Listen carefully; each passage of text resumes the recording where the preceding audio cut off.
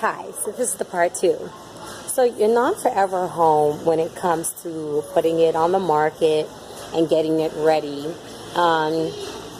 if in the case that you are living in the house and the house needs dire construction, don't try to live in the house while you have the construction going on. Don't do that to yourself. It's not going to be healthy. Thank you, Juan. Good morning. So, that itself is not going to be good, all right?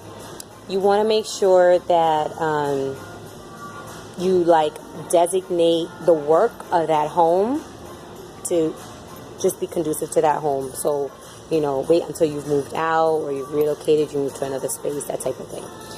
If you do not plan on renting the house, keeping the house, but one other thing I want to add when it comes to rentals, if the place is small and quaint, then you're going to want to do whatever has the most impact for design. But if it is going to be a larger home that's going to be over anything 900, 1,000, 11, 1,200 more a square foot, then you want to keep a lot of that kitschy stuff is keep it low. Keep it as reduced as possible. Don't do too much of that. I did make mention of it in the last video that when you are going to outfit a space, specify, so that's the tile, that's the countertop, that's the backsplash, that's the plumbing fixtures, that's the doorknobs, it's everything, right, that makes a house a home without there actually being furniture in it. When you do that and it's larger, you want to kind of keep it as understated as possible, especially if you're putting it on the selling market. It's going to be better for you to keep it as minimal and as low, as moderate as possible when it comes to design. Keep it as moderate as possible, but then stage it. Especially if it's going to be a house that's over $500,000. That's going to be the best house that you're going to want to make sure that you stage. And it doesn't have to be that complicated staging. You want a seating area in the the family room. You want maybe a piece of art on the wall. You want the kitchen to be colorful and that type of thing. I'll probably probably do a video about that, about staging.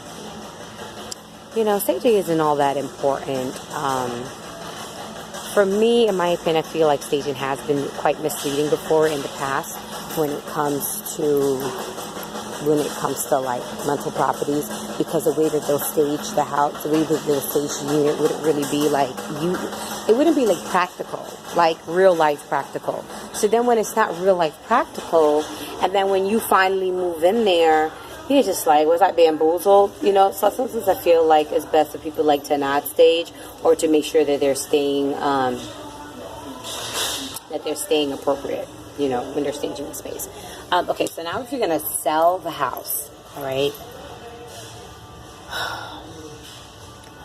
some of the most important things for you to keep in mind before you start investing in specifying that house is location. Is it in a great neighborhood? Is it easy to get to the highway?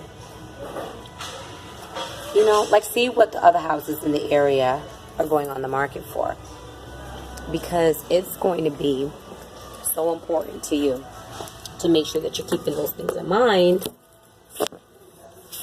when you are choosing to do the house for yourself. Just trying to make sure that we're all sorted out, right? So that's going to be super important when you're doing the house for yourself. Now, if it's a house that you plan on selling, going on the market, think about the amenities of the house. Bathroom is an amenity, okay? Porches, lanais, outdoor spaces are amenities. Yard space is an amenity, right? Flexibility for additional construction to be brought in and for expansion. To some degree, that's an amenity. So I know in the first video I talked about how some houses, the amenities are not that great. Up north, we have a lot of houses, like that. And the apartment can have 4 bedrooms, but have 1 bathroom. That is like crazy, right? It's like unheard of once you go down south. It's like, who wants to have only 1 bathroom in the house, and and it's servicing 4 bedrooms, So what I would recommend is, if you have room in your budget and you can whittle the space out from somewhere and the house does not have one already, see if you can input putting in a small bathroom. See what that investment is compared to what it is that you're looking to gain from the sale. Okay? If it has only 1 bathroom, just make sure that it is attractive. I use that word loosely. It is better for it to be totally plain, which is beautiful plain porcelain tile, but the plumbing is attractive, right? Let us try. Let me put this PSA here. Let us try to not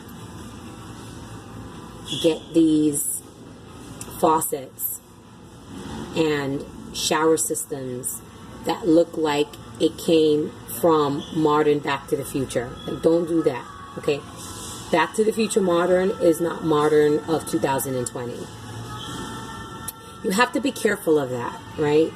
We, unfortunately, are victims of a lot of things being drawn up and produced, manufactured in Asia. And I don't know what the thought process is, but some people feel like one faucet needs to have lights and glass and, a funnel system and lever handle. Like, that's too much for one faucet. That's too much going on, right? So keep that in mind, guys. Like, that is just such a turn off, okay? When you're doing the bathrooms in any house, I don't care if it's large or small, please don't have 4 different types of tile. Save that for when you do your own bathroom. Don't even have 3 types of tile if you can help it. If you have 3 types of tile, that means it's a shower and not a bathtub. Okay? That means that your shower floor, and then your bathroom wall, and then your bathroom floor. Okay. There's ways for you to even avoid that. Many tile manufacturers, they carry a matte tile and a polished tile in the same pattern. You can use that for the floor and then for the wall, so you're using the same tile. Okay? But don't go adding, 2 decorative and mixed pattern tiles in one small space. Don't do that. That is beyond tacky. Tacky is the only word that I can use to describe that. Let me rescue us from the rusty glass shopping carts. So you have to be really, really careful of that. All right? What's the other thing that I want to tell you about? Make sure that the yard is clean. If you could get a little landscaping in, get yourself a little landscaping in, and take advantage. If the yard is large, get it landscaped, get it trimmed, get it cleaned. That would sell a house so quickly. Even if the house is small, right? Here's a little juice. If the house is a small house, right, but is properly and tastefully outfitted, okay, and the yard is beautiful, just create an additional living space in this beautiful, spacious yard. That's going to sell a house, especially if you live in a warm climate, because the person's going to see themselves barbecuing, sitting out there. So then that would be staging that you could invest in if it's a small house. If it's a small house that you're trying to put it on the market and you're tastefully doing it up, the cabinets are beautiful in the kitchen, all this stuff is just beautiful and it's striking, like it's grabbing your eye, but the house is small, like really, really small, then, invest that money in staging the backyard, if the backyard is spacious, right? Then you're gonna have buyers fighting over the house. Because then they're going to see that there could be expansion. They're going to see how their family can grow. They can see how they can entertain, and they're going to see how they're going to enjoy it. See that? So your non-forever home, you could get it sold quickly. All right, this is Shamrani from Providence Life Design.